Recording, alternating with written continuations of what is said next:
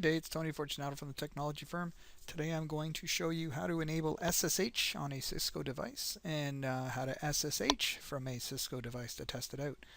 So in this case I've got a router and we're basically going to turn SSH on, create a username and a password, and we'll see how it goes.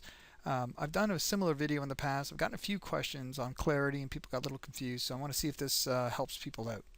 So on the router here, first thing we have to do is we'll go into privilege mode, or as people call it, the enable mode.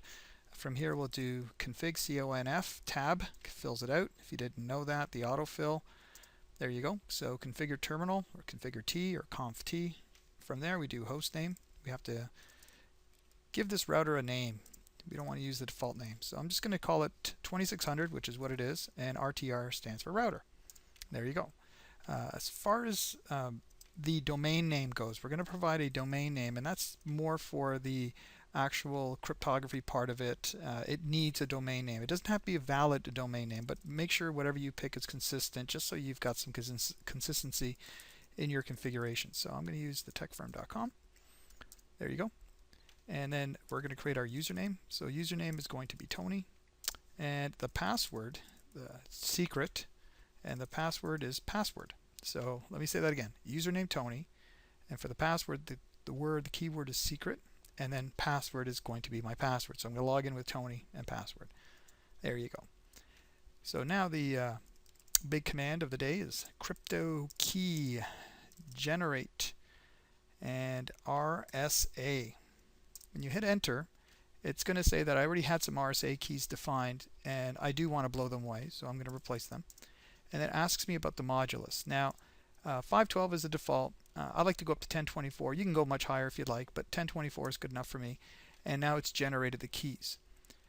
So now that we've done that, we have to apply or turn on SSH on a line interface. And I want to explain what that means just a little bit more as I go through this. So line VTY 0 / 4 is the first 4 telnet sessions or terminal sessions or VTY sessions that people use to access the device remotely.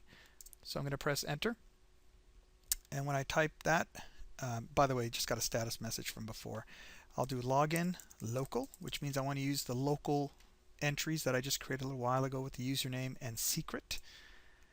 And then transport, I'm going to explain.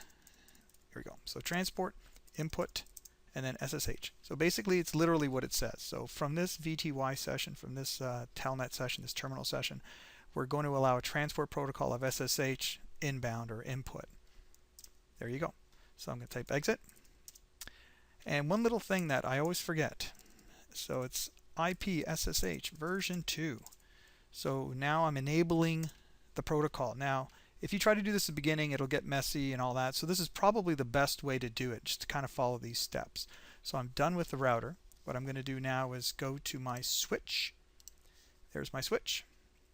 And let me just, there it is. So SSH-L, that's an L, not a 1. So SSH-L.